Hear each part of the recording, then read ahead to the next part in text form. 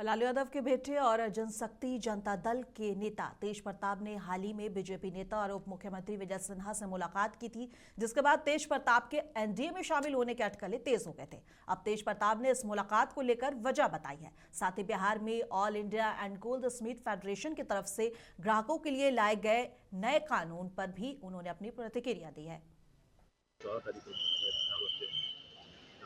हाँ, तो न्योता दिया रहा है सब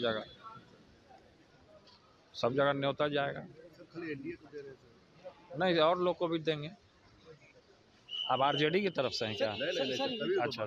सर हिजाब को लेकर ज्वेलरी दुकान में सर हिजाब पहनकर हेलमेट पहनकर जाना बैन कर दिया गया है सर बिहार में। तब सरकार का क्या नियम है नए नियम है हमको तो पता नहीं है, लेकिन इस तरीके का काम नहीं होना चाहिए। सर नीतीश कुमार यात्रा पर जा रहे हैं। हाँ, नीतीश कुमार यात्रा हाँ तो निकले यात्रा। तेजस्वी जी भी करने वाले सब लोग यात्रा कर रहे हैं, हम भी यात्रा कर रहे हैं। Thank you sir. अब बिहार में all India and gold Smith federation की बिहार इकाई ने ज्वेलर्स को निर्देश दिया है कि चेहरा ढक कर रहने वाले ग्राहकों को ना तो जेवर दिखाएं और ना बेचें। ज्वेलर्स ने बैंकों के नियमों का हवाला देते हुए कहा है कि ग्राहकों को दुकानों में अंदर घुसने से पहले हेलमेट और मास्क हटाना होगा। इस पर ज्वेलर्स ने क्या तर्क दिया है, एक बार सुनिए। बहुत सारा अभी देख रहे हैं कि चोरी चमारी हो रहा है, शकल पता नहीं चलता है। आप देखते हैं कि बैंक में आदमी जाता है तो बोलता है पहले हेलमेट उतारो, इसका मतलब हम चोर हैं? नहीं, वो अपना सुरक्षा के लिए लगाए हुए हैं। इसी तरह से हम लोग भी अपना सुरक्षा के लिए अपना लगाए हुए हैं कि किसी को एंट्री अगर करना है, लेडीज महिला जेंट्स कोई भी हो, हेलमेट या बुर्खा या फिर मास्क जो भी हो अपना उतार करके अंदर आए, कोई दिक्कत नहीं। चेहरा दिखना चाहिए, कैमरा में आना चाहिए फलना आदमी है। सिक्योरिटी कारण है। अगर मतलब कोई कस्टमर आए, कुछ मतलब ऊंच नीच या इधर उधर सामान हुआ तो उसमें हम लोग वो कैमरा चेक करेंगे तो कैसे पता चलेगा कि कौन व्यक्ति आए थे। इस तरह की घटनाएं होती रहती हैं, अक्सर होती रहती है। उस हिसाब से बहुत सा सोशल मीडिया का टाइम है, अभी बहुत कहाँ कहाँ का भी वीडियो देखने के लिए मिल जाता है। तो ऐसा कुछ होने के बाद लगाना, उससे पहले लगा लेना ज़्यादा ठीक समझते हैं। अब बिहार में all India and gold Smith federation के द्वारा लाई गए नए व्यवस्था पर आरजेडी नेता मनोज झा ने बयान देते हुए कहा कि अगर ये सरकार की सहमति से लाया गया कानून है तो ये सरकार की विफलता को दिखाता है, क्योंकि सरकार लॉ एंड ऑर्डर को कंट्रोल करने में विफल रही है। India jewellery and gold federation जो है उन्होंने एक कहा है कि बुर्का हो, हेलमेट हो, मास्क हो, हिजाब हो, ये सब पहन के आप ज्वेलरी के दुकान नहीं, मैं आपसे जानना चाहता हूं कि ये सरकार की सहमति से आया है क्या सरकार ने इसकी इजाजत दी है? अगर सरकार ने इसकी इजाजत दी है तो सरकार ने अपना फेलियर मान लिया कि लॉ एंड ऑर्डर उनके कंट्रोल में नहीं। मतलब और भी तो राज्य हैं, और भी राज्यों में ज्वेलरी की दुकान होगी। क्या इस तरह की व्यवस्था हर जगह है, या डॉग व्हिस्टलिंग का एक नया तरीका? ये मेरे लिए महत्वपूर्ण है। अब वेदांता ग्रुप के चेयरमैन अनिल अग्रवाल के बेटे अग्निवेश का न्यूयॉर्क में निधन हो गया है। अग्निवेश अमेरिका में स्कीइंग के दौरान हादसे का शिकार हो गए थे, उसके बाद उनका इलाज चल रहा था। इस बीच कार्डियक अरेस्ट से उनकी मौत हो गई। बेटे की मौत ने कारोबारी अग्रवाल को, उनके परिवार को गहरे सदमे में डाल दिया है। बता दें कि अनिल अग्रवाल ने अपने बेटे को लेकर एक भावुक पोस्ट भी किया है। अग्रवाल ने लिखा है कि एक बाप के कंधे पर बेटे की आरती जाए, इससे बुरा और क्या हो सकता है।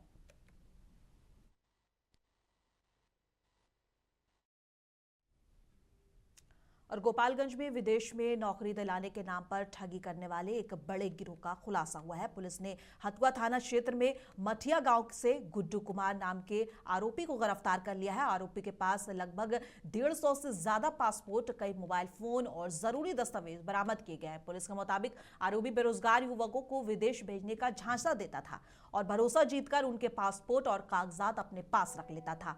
गुप्त सूचना के आधार पर की गई छापेमारी में यह खुलासा हुआ है। पुलिस आरोपी से पूछताछ कर रही है और आशंका है कि यह ठगी का एक बड़ा नेटवर्क हो सकता है।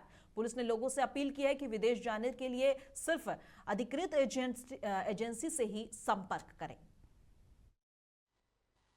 हथुआ थाना क्षेत्र के मठिया गांव में एक व्यक्ति के द्वारा विदेश भेजने के नाम पर पासपोर्ट रखने एवं अनऑथराइज ढंग से विदेश भेजने की सूचना प्राप्त हुई थी। इसी के आलोक में सूचना का सत्यापन किया गया और एक व्यक्ति को गिरफ्तार किया गया।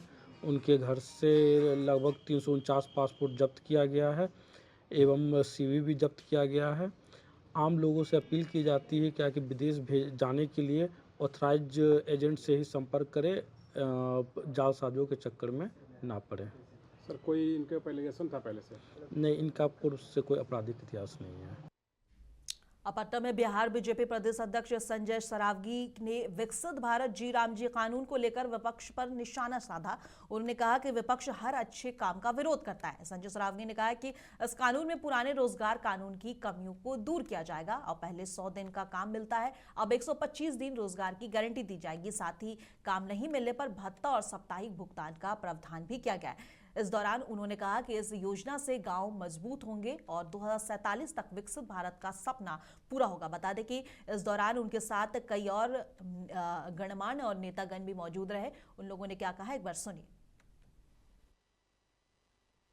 विपक्ष के लोग हैं, उनको दिक्कत है तो राम के नाम से दिक्कत है। इसके पहले कई बार इसके नाम बदले गए इस योजना के। सबसे पहले जब योजना की शुरुआत हुई थी तो पूर्व वर्ग के नाम से शुरू हुआ था, काम के बदले अनाज योजना।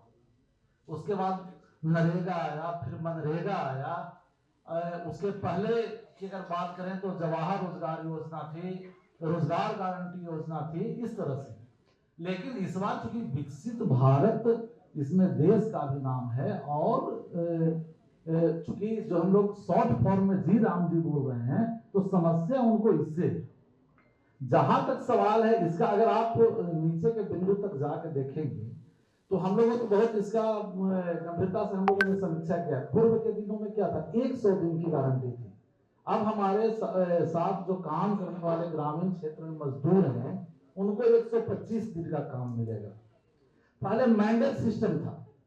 मैंडेट सिस्टम क्या था कि आप सिर्फ कच्चा वर्क ही कर सकते हैं, पक्का वर्क आप नहीं कर सकते हैं। अगर पक्का वर्क करेंगे तो उसका पैसा नहीं मिलेगा, पैसा फंस जाता था। वेंडर का पैसा जो है सालों 3 साल 4 साल तक बाकी रहता था।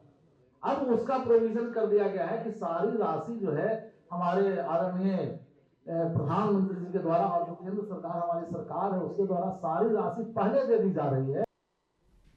मधेपुरा जिले के भर्राई थाना क्षेत्र के मरुवाहा गांव स्थित हनुमान मंदिर से चोरी हुई अष्टधातु की मूर्ति को पुलिस ने 24 घंटे के भीतर बरामद कर लिया है। करीब 15 किलो वजनी ये मूर्ति गांव की आस्था का प्रतीक था, जिसकी चोरी से पूरे इलाके में दुख और आक्रोश फैल गया था। सूचना मिलते ही मधेपुरा पुलिस ने तेजी से कार्रवाई की और छापेमारी कर 2 आरोपियों को गिरफ्तार भी कर लिया। पूछताछ में उनकी निशानदेही पर मूर्ति बरामद कर ली गई। मूर्ति की वापसी के बाद गांव में खुशी का माहौल है। लोगों ने पुलिस की त्वरित कार्रवाई की सराहना की है और कहा है कि इससे उनका विश्वास फिर से मजबूत हुआ है। 5 जनवरी को मरुवाहा गांव से रात में अष्टधातु मूर्ति और उसमें घंटा या और भी सामग्री था, इसकी चोरी हुई थी। इस चोरी के उद्भेदन हेतु थानाध्यक्ष भर्राही उनके टीम द्वारा लगातार सूचना संकलन कर छापेमारी की जा रही थी। इसी छापेमारी क्रम में उसी गांव से 2 व्यक्ति मोहम्मद अल्ताफ और रोशन उठाया गया, उन लोगों को गिरफ्तार किया गया। गिरफ्तारी के बाद गहन पूछताछ की तो इन्होंने अपना कुछ स्वीकारा और बताया जहां मूर्ति छिपा करके रखे थे उन्हीं के निशानदेही पर वो मूर्ति और अन्य जो पीतल का टूटा हुआ घंटी, तांबा का लोटा या अन्य सामग्री बरामद की गई है। इसमें अन्य 2 अपराधकर्मी और शामिल हैं, जिसकी जल्द ही गिरफ्तारी कर ली जाएगी। नालंदा जिले में राज्य सरकार के निर्देश पर सभी पंचायतों में फार्मर रजिस्ट्री शिविर युद्ध स्तर पर चलाए जा रहे हैं। जिलाधिकारी कुंदन कुमार और जिला कृषि पदाधिकारी लगातार पंचायतों का दौरा कर रजिस्ट्रेशन कार्य की निगरानी कर रहे हैं। इसी कड़ी में उतरनामा पंचायत में भी किसान रजिस्ट्री शिविर लगाया गया, जहां बड़ी संख्या में किसानों का पंजीकरण किया गया। अधिकारियों ने बताया कि फार्मर रजिस्ट्री से किसानों को डिजिटल पहचान मिलेगी, जिससे उन्हें सरकारी योजनाओं का सीधा लाभ मिलेगा। इसके तहत MSP पर फसल बिक्री, फसल नुकसान पर मुआवजा और PM किसान सम्मान निधि का लाभ आसानी से मिल सकेगा। हालांकि तकनीकी दिक्कतें आ रही थी, लेकिन प्रशासन जल्द समाधान का दावा कर रहा है।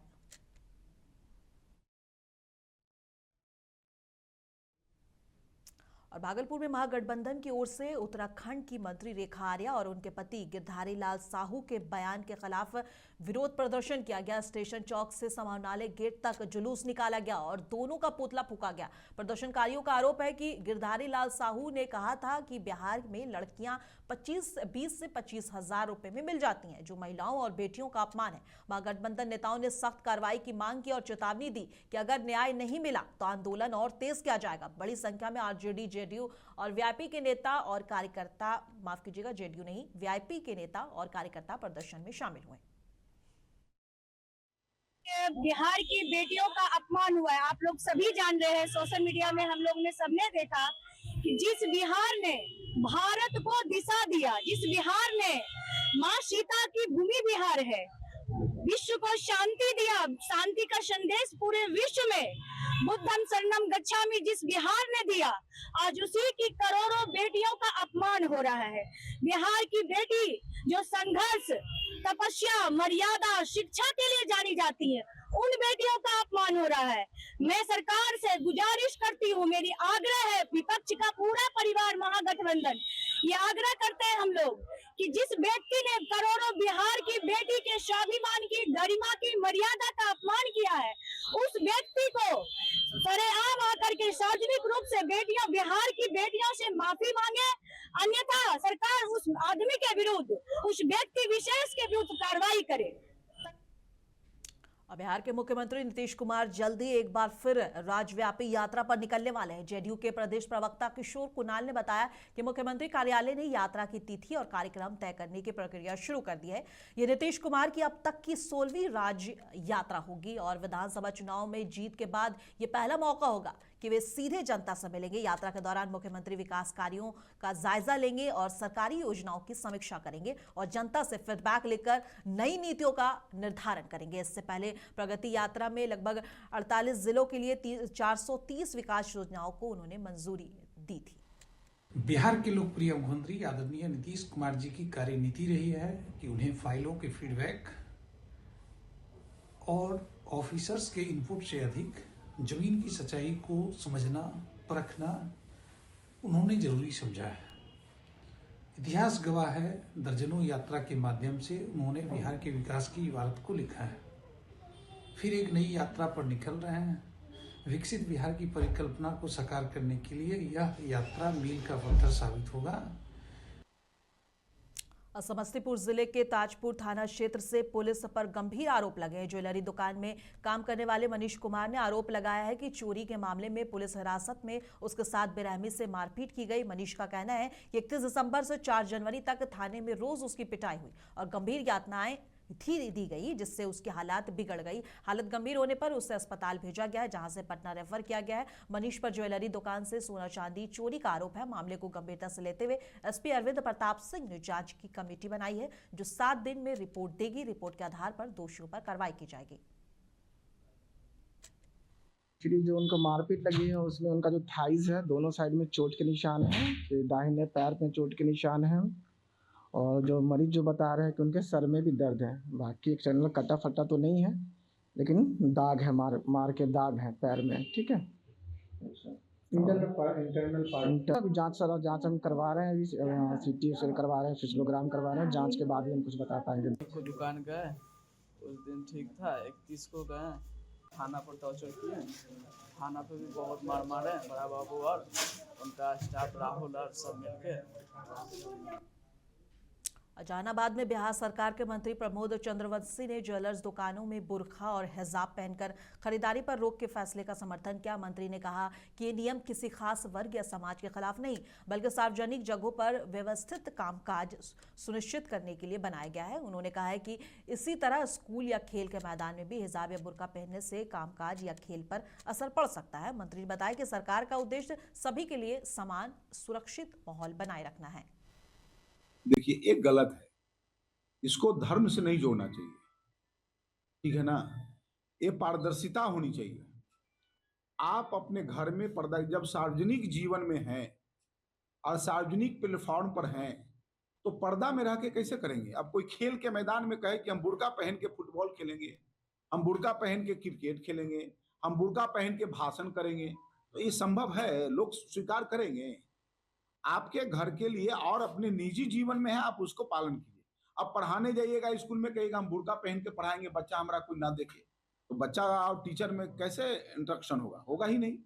तो ये सब गलत बात है। इसको कुछ धर्म के ठेकेदार जो लोग होते हैं ना, उसको तूल देते हैं। सानिया मिर्जा पर भी हुआ था कि स्कर्ट पहन के कैसे टेनिस खेलेगी, तो बुर्का पहन के टेनिस खेलती है। उस समय भी उनका भी विरोध हुआ था कि नहीं ये तो इस्लाम के खिलाफ है। तो इस्लाम के खिलाफ है तो इस्लाम माने प्रगति नहीं करे, वो आगे नहीं बढ़े, अपना पौराणिक व्यवस्था में ही जिए।